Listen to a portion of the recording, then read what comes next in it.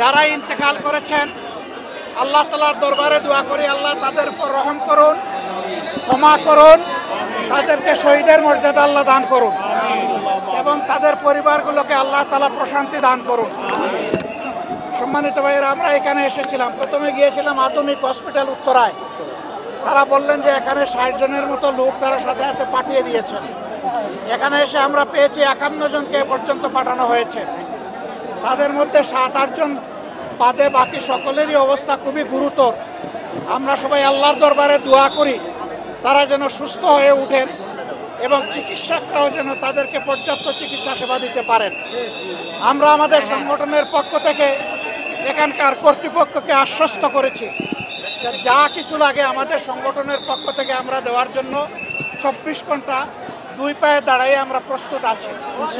তারা আমাদেরকে বলেছেন আপাতত প্রাথমিক যে নিড সেটা ফুলফিল আছে, পরবর্তীতে প্রয়োজন হলে তারা ইনশাল্লাহ যোগাযোগ করবেন।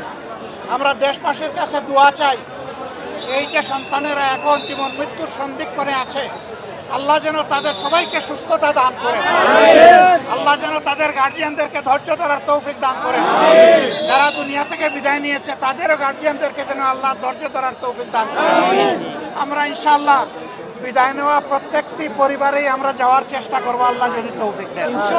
এখানে আপনারা দেখতে পাচ্ছেন আমার পাশে বাংলাদেশ জামাতে ইসলামীর সেক্রেটারি জেনারেল সাবেক এমপি অধ্যাপক মিয়া গোলাম পরোয়ার আছেন, তার পাশে ঢাকা মহানগরী আমির কেন্দ্রীয় নির্বাহী পরিষদ সদস্য জনাব নুরুল ইসলাম বুলবুল আছেন, ওইদিকে ঢাকা মহানগরী উত্তরের আমির এবং নির্বাহী পরিষদ সদস্য জনাব সেলিমউদ্দিন আছেন। আমরা আছি ইনশাআল্লাহ গার্জিয়ানদের সাথে, চিকিৎসকদের গার্জিয়ান এবং চিকিৎসকদের সাথে আমরা লেগে থাকবো, গায়ে গায়ে লেগে থাকবো তাদেরকে সহযোগিতা করার জন্য।